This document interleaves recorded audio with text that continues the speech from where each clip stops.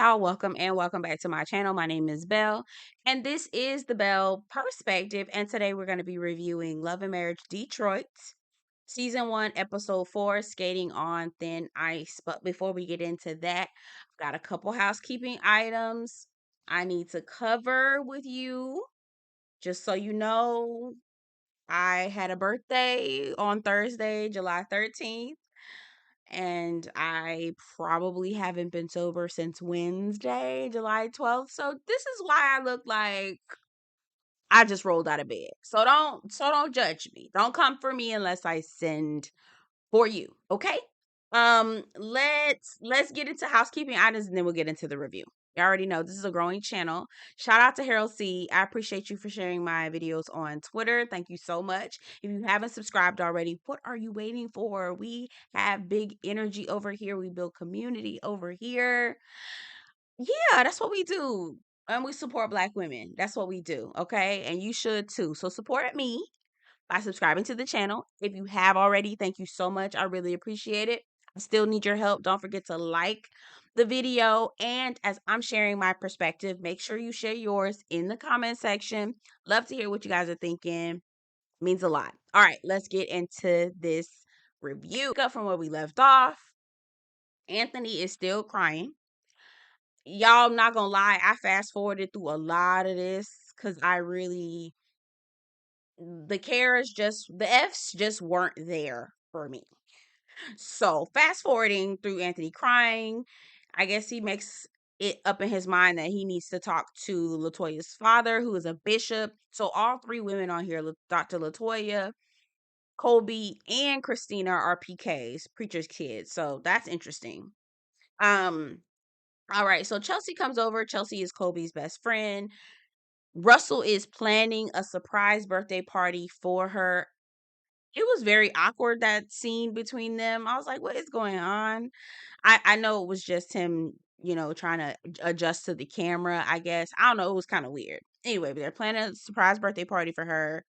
And so we see Chelsea go in to talk to Kolby. They're talking about the potential collaboration with Harper Ray, which is a Black woman owned organization. I think it's like a clothing organization. I Googled it, but I forgot what it was. That's in Detroit. She found out from Harper Ray that Kristina is also looking to partner with them as well. Harper Ray is telling Kolby, "Hey, we're also in a collab with Kristina. Maybe you two can collab because you're pitching the same idea. Maybe both of you can collab and partner with Harper Ray together." Now, Kolby has been trying to reach out to Kristina to figure out, hey, I pitched an idea for Harper Ray. I'd like for you to get in on it. Kristina texted back saying she was confused, but we all know she really wasn't confused. She just wasn't trying to be real, but that's a whole nother situation. Kolby's been reaching out and calling, and Kristina has pretty much been avoiding her. So we already see that they're prefacing the BS with that. I said, okay, here we go. Kristina finna be on some bullshit. We know. All right. So we get to Brandon and Kristina. Apparently, they have marriage mentors. I literally wrote in my notes, and somebody put it on Twitter, and I had to retweet it. They was like, they don't need no marriage mentors. They need clinical therapists that's gonna really help them through. Okay, licensed clinical therapist. Okay, that's literally what I wrote, and a girl tweeted it as well. I had to retweet that. I was like, girl, you absolutely right. Okay, y'all got some serious issues. Y'all need some serious help. Okay. So Brandon had been gone for the whole weekend. I'm assuming 3 days, Friday, Saturday, Sunday, which is a huge problem. Kristina is better than me because the locks would have been changed on the door. You can stay wherever the hell you was at. Okay. But that's me. I'm built different. So they're basically saying, the mentors are trying to give them some advice and, are you speaking life into your relationship, et cetera, et cetera. It comes out that Brandon pretty much feels like after he got married, he wasn't able to be popping in the streets. His words, not mine, grown ass man, but okay, here we are. After he got married, his career declined and he wasn't able to be popping in the city like he wanted to be, which sounds like he resents Kristina for marriage, which is an even bigger issue than we already thought. So Kristina says, I feel like he's completely blaming me. Sweetheart, he is absolutely blaming you. I don't understand where this energy is coming from because it's Brandon who proposed. It's Brandon who popped the question. You're the one that got the party started. So now you resent. I don't understand. Like, that's kind of how marriage works. Like, you didn't plan for that, Brandon. You just said, oh, let me just marry this woman because I thought it'd be cute to take pictures on Instagram. Like, I just really need to understand what your thought process was because you're the one that got the party started. I'm pretty sure you're the one that popped the question. And if you didn't, she popped the question on you. I'm even more concerned. But then you said yes. Like, either way, there was consent is what I'm trying to get to. Okay. The other piece to that is that can't nobody force nobody to get married. So I was looking on Twitter and some girls were like saying, oh yeah, she probably pressured him to marry her. Girl, ain't nobody pressuring no grown man to do nothing. And ain't nobody pressuring no grown woman to do nothing. If you want to do it, you're gonna do it.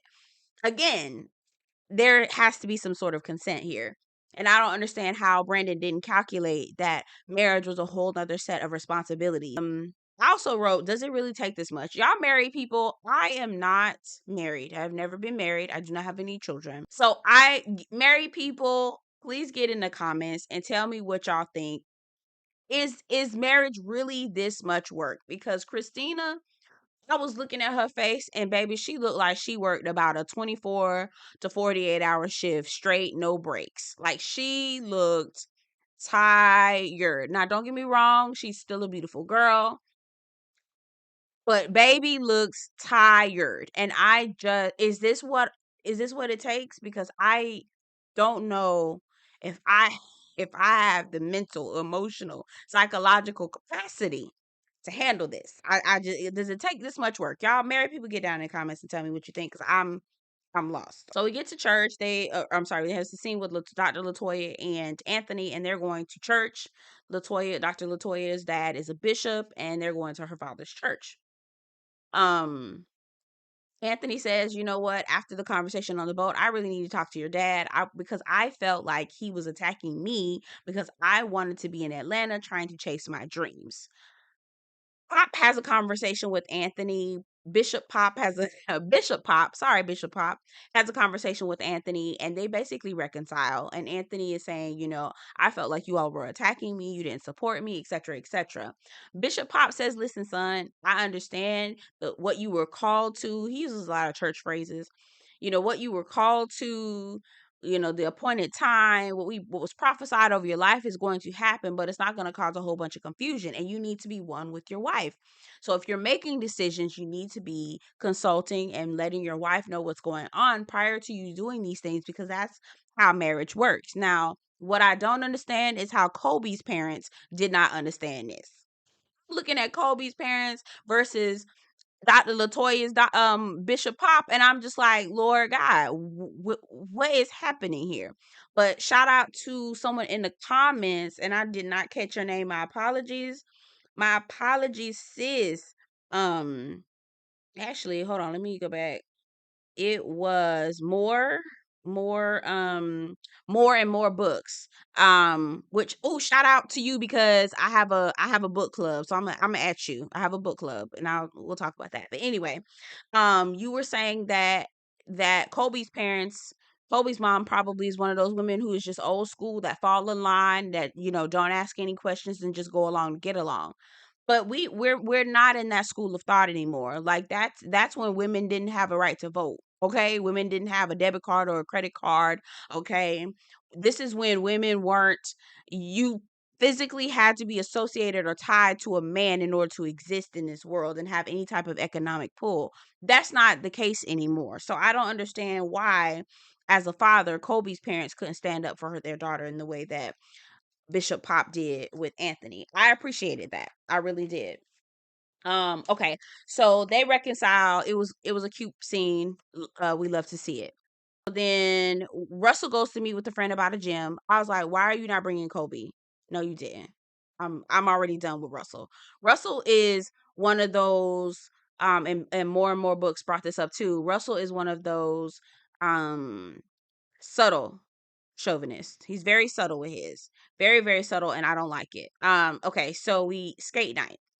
Skate night on the east side. Apparently, east side is a little bit of it's a little hectic out there. Everybody was acting brand new, especially Kristina and Brandon. I'm like, y'all gonna be on something. Here we go. I'll say, okay, so look, before we get into this, hold on, let me say this. I immediately knew once Brandon and Kristina reconciled their issues with their marriage mentor, I knew immediately Kristina was then going to start redirecting her frustration out on everyone else. Okay? I knew Kristina was going to be on some fuck shit. I just knew it. All right? Okay, so we get to skate night again. It's on the east side. Apparently, the east side is a little bit of a hectic location. Brandon and Kristina acting like they ain't never been in the hood before. Whatever. Russell and Kolby. Kolby hasn't seen Russell. He's got meeting after meeting after meeting. She doesn't even know if Russell's going to be coming to skate night because she hasn't seen him pretty much all day, which is an issue for me, but whatever. So he comes to her, pulls her aside, and he says, "Hey, I want to buy this gym." Kobe's like, "What the hell? Like, you said you wanted to, but I didn't know you were actually having meetings about this." This is when I looked at Russell and was like, I really want to clock you in the head, but that would be domestic violence, and we don't condone that. But good God, you need to get clocked real quick. Um, So he says, I am the one that casts the vision. You're the one that implements the vision. So I say, hey, this is the vision for our family. And then you do all the work to make it happen.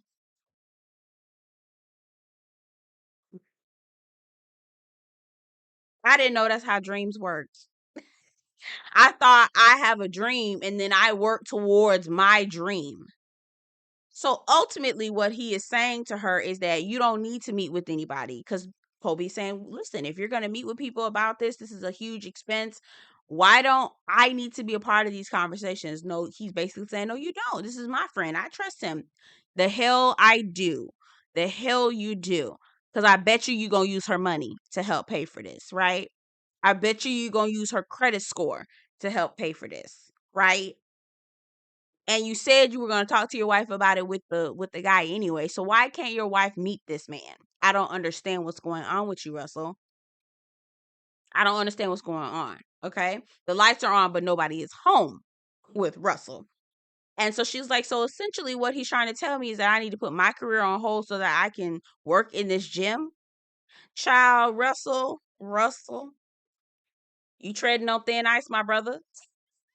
Perfect, perfect title for the show. My brother, you treading on thin ice. Okay?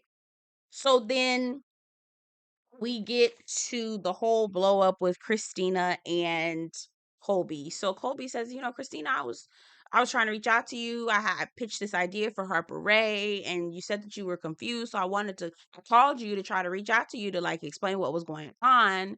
And Christine was like, yeah, you're right. I'm not confused. I just, Harper Ray said that you were trying to copy off what I said and what I did. And she didn't use the word copy, but she might as well have used that.